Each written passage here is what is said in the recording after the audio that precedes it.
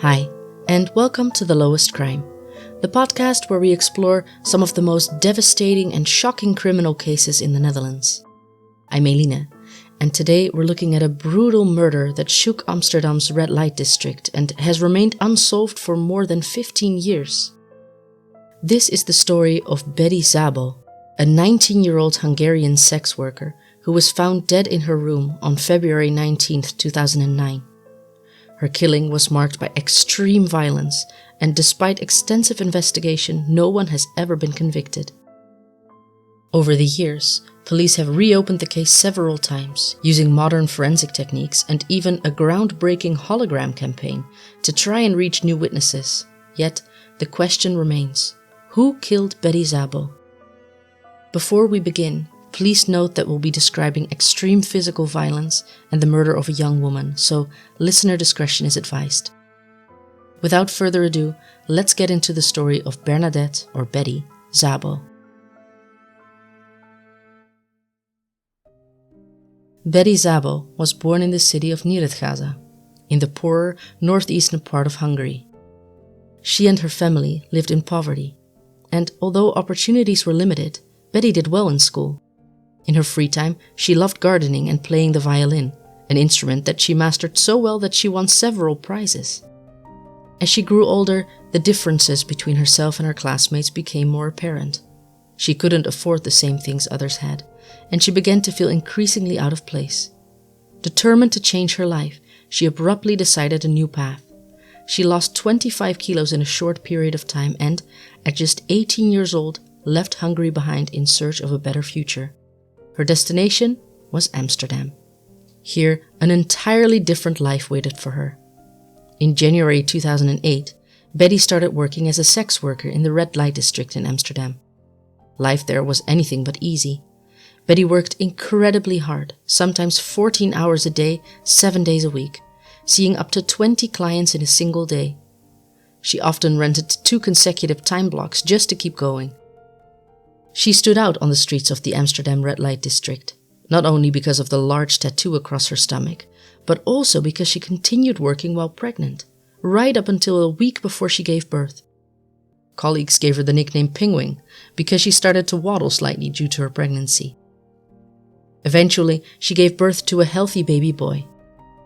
But for someone working around the clock just to survive, raising a baby was nearly impossible. Just 8 days after giving birth, Betty returned to work, and much to her grief, her son was placed with a foster family.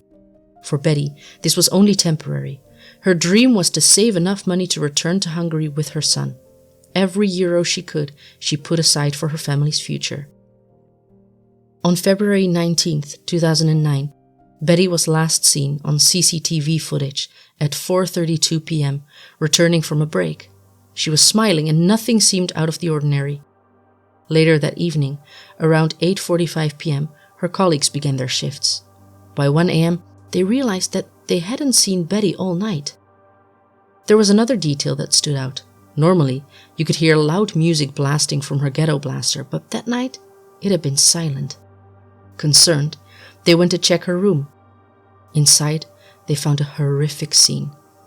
Betty lay on the floor in a pool of blood. Nearby, a half-empty bottle of Coca-Cola still stood, something Betty might have drunk just minutes earlier. The violence was so extreme that you could even still see blood splatters on the streets. The brutality suggested immense aggression. Police arrived at the scene quickly, and it was soon determined that Betty had been stabbed numerous times. Police hoped for leads from a surveillance camera mounted outside her room, but they were devastated to find out that it hadn't been switched on.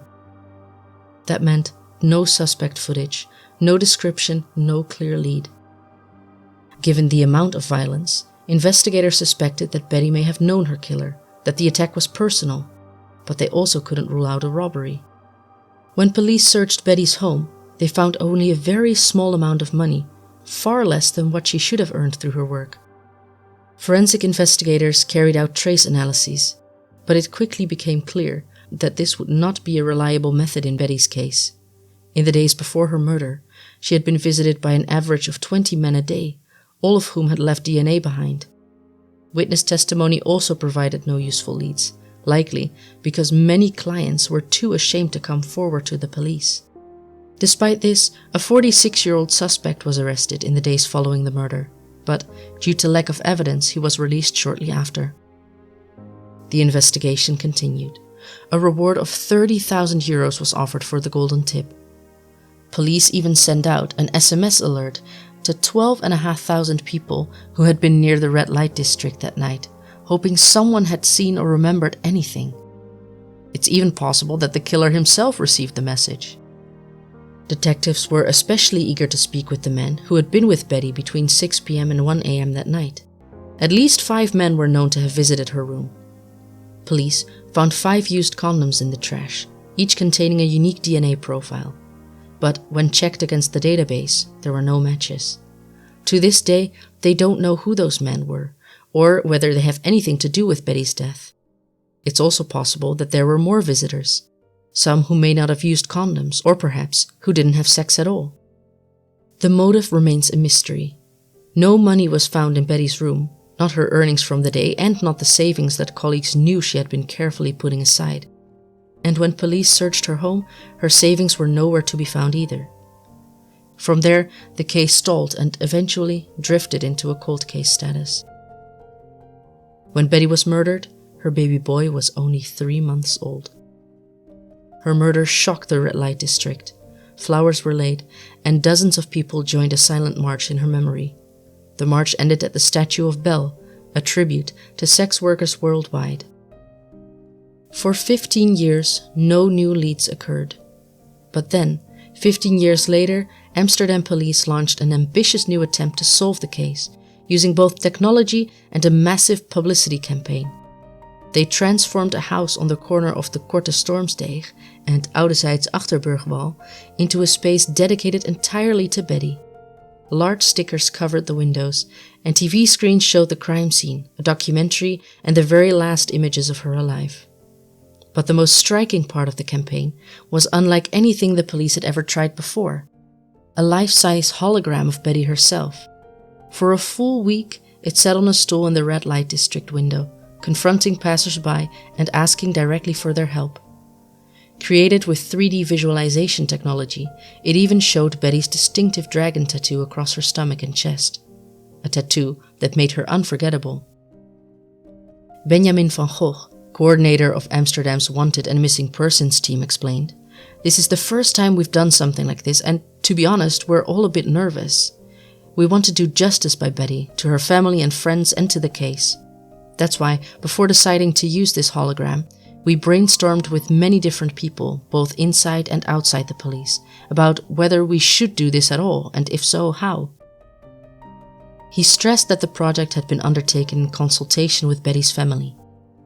"We're committed to doing this with dignity and the clear purpose of achieving justice for Betty by finding her killer or killers." Alongside the hologram, detectives once again highlighted the reward of 30,000 euros, hoping to encourage witnesses to finally come forward, even those who might not be locals. Anne Dreyer-Heemskerk of the cold case team emphasized, Betty was murdered in one of the busiest areas in Amsterdam, maybe even in the Netherlands. It's almost impossible that nobody saw or heard something unusual. And remember, the red light district attracts people from all over the world. Someone may have heard or spoken about this case far from Amsterdam. Reflecting on the many years that have passed, she added, "We hope that witnesses, who may have been afraid before or stayed silent for other reasons, now have the courage to come forward." The campaign reached millions worldwide and generated dozens of new tips. One of those tips came from Kaba D, a man serving a life sentence in Hungary. He had been convicted of multiple contract killings, including the 2018 murder of 62-year-old Ivan Serdaruzic, who was shot dead in an Italian restaurant on Amsterdam's Beethovenstraat. In his statement, D pointed directly to Serdaruzic as the man responsible for Betty Szabó's murder. Detectives from the cold case team took the tip very seriously and carried out extensive follow-up investigations. They reviewed forensic evidence, including DNA and fingerprints, and re-examined the camera footage that had been secured around the time of Betty's death. Specialists also tried to establish whether Serdaruzic had been in the red light district on the night of the murder, but none of these efforts produced evidence to support the claim. Even additional details from D, such as where the possible murder weapon might have been obtained, led nowhere. In the end, police concluded that Serdaruzic's involvement was highly unlikely. The search for Betty's killer, they believe, must focus closer to home. But as of now, the brutal murder of Betty Szabó remains still unsolved. If you or anybody you know has any information, please contact the Dutch police tip line at 0800 60 70 or report anonymously through Meld Misdaad Anoniem at 0800 7000. Those who wish to speak confidentially can call the Criminal Intelligence Team at 088 661 7734. The reward of €30,000 is still being offered for the golden tip. And that brings us to the end of today's episode. Betty Szabó was only 19 years old when her life was brutally taken. And we can only hope that one day her killer gets caught and Betty gets the justice she deserves. Thank you all so much for listening. If you appreciated this episode, feel free to give it a like, leave a comment or subscribe. You can find any images related to the case on the Lowest Crime Instagram account. Thank you all so much for listening, and I look forward to seeing you in the next one.